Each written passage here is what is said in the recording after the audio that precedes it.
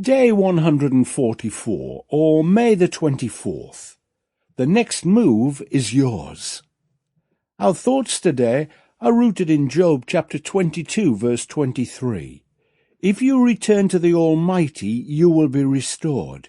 If you remove wickedness far from your tent. First, the big picture surrounding this verse.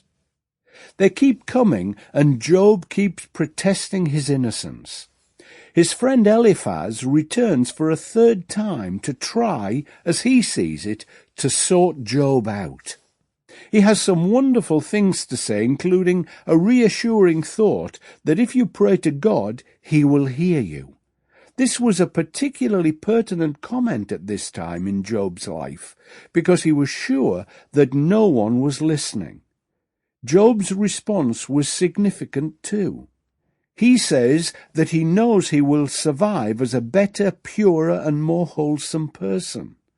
After his torment and struggle, he will be as pure gold. This was an outstanding statement in the days when gold was the mark of stability, perfection, and wealth. Job was convinced that he would be a shining example in the midst of impurity and squalor. And now, our action step for today.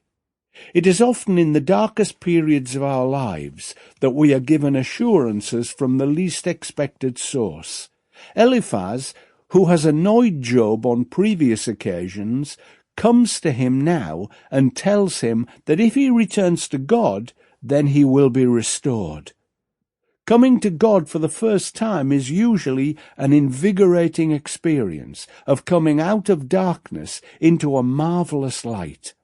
However, when we have done it before, at the back of our minds, we wonder if God will believe us this time.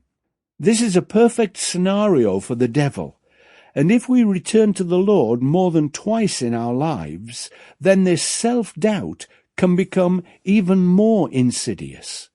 Be sure today that when we return to him, we will be restored. But the order is important. We have to return to him in repentance and faith before the restoration can take place.